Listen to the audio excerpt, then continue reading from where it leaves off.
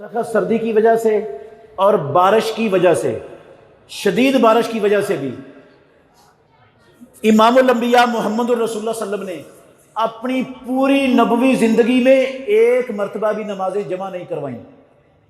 اللہ کے گھر میں بیٹھا ہوں، ذمہ داری سے بات کر رہا ہوں، سخت سردی میں بھی اور شدید ترین سخت بارش میں بھی محمد الرسول اللہ صلی اللہ علیہ وسلم نے پوری نبوی زندگی ایک مرتبہ بھی دو نمازیں جمع نہیں کروائیں۔ اور پھر سنیں، اللہ کے نبی کے بعد 30 سالہ خلافت راشدہ کے دور میں کسی ایک خلیفہ راشد نے زندگی میں ایک مرتبہ بھی بارش کی وجہ سے یا سخت سردی کی وجہ سے دو نمازیں جمع نہیں کروائیں، کسی خلیفہ راشد نے نہیں کروائیں۔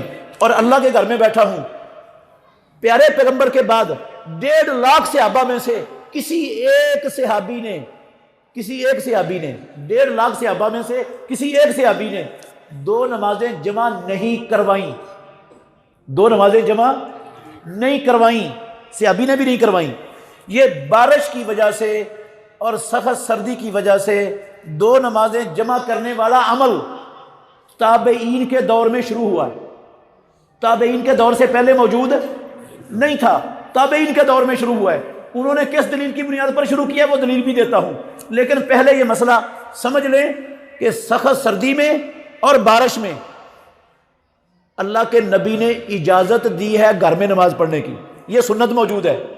پیارے پیغمبر مؤذن کو کہہ دیتے تھے بھئی الا صلو فی الرحال کہہ دو، مؤذن الا صلو فی الرحال کہتا تھا۔ صحابہ خلفائے راشدین کے دور میں بھی یہ سنت چلتی تھی۔ پھر مسجد میں آنا فرض نہیں رہتا۔ جب سخت سردی ہو گئی ہے، آپ کے پاس بارش ہو رہی ہے یا کیچڑ ہے، بارش ختم ہو گئی ہے، کیچڑ ہے، پانی کھڑا ہے گلیوں میں، تو آپ کو گھر میں نماز پڑھنے کی اسلام نے اجازت دی ہے، لیکن پڑھنی اپنے ٹائم پر ہے، جمع نہیں کرنی، یہ سنت موجود ہے۔ نبی صلی اللہ علیہ وسلم کی سنت چھوڑ کر، خلفائے راشدین اور صحابہ کا طریقہ چھوڑ کر تابعین کا طریقہ اختیار کریں، یہ ٹھیک ہے؟ نہیں ٹھیک۔ تابعین نے کیوں شروع کی دو نمازیں؟ تابعین نے کیوں شروع کروائیں؟ حدیث ہے مسلم شریف میں، ترمذی میں بھی ہے، ابو داود میں بھی ہے۔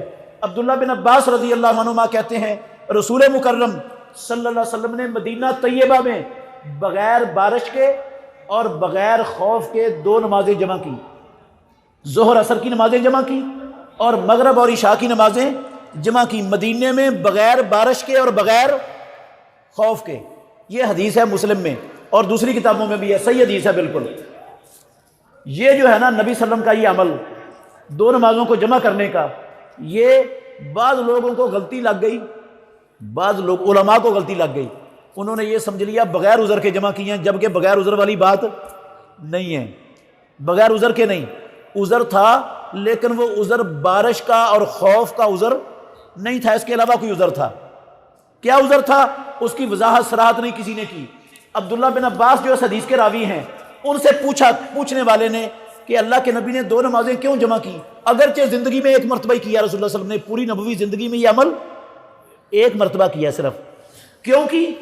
تو وہ کہتے ہیں عبداللہ بن عباس لِأَلَّا يُحْرِجَ أُمَّتَهُ، امام الانبیاء نے یہ عمل اس لیے کیا کہ آپ اپنی امت کو کسی مشکل میں نہ ڈال دیں، کسی مشکل میں نہ ڈال دیں، اس لیے آپ نے یہ عمل کیا ہے۔ اس حدیث سے محدثین اہل علم یہ مسئلہ ثابت کرتے ہیں کہ اگر علاقے کا امام وہ دیکھ رہا ہے کہ مسلمانوں پر مشقت آ رہی ہے، مشکل آ رہا کوئی وقت مشکل آ رہا ہے، ان کے لیے ٹائم پر نماز پڑھنا کیا ہو جائے گا؟ دقت اور حرج کا باعث بن جائے گا، تو وہ امام فیصلہ کر کے دو نمازیں جمع کروا دے تو اس کے ساتھ جمع ہو سکتی ہیں، جیسے اللہ کے نبی نے کیا ہے۔ امام کا حق ہے یہ، وہ فیصلہ کروا دے تو ہو سکتی ہیں۔ تو تابعین نے اس حدیث کو دلیل بنا کر کہا کہ جب بارش اور خوف کے علاوہ کسی اور عذر سے جمع ہو سکتی ہیں تو بارش بھی تو ایک عذر ہے، لہٰذا بارش میں بھی جمع ہو سکتی ہیں۔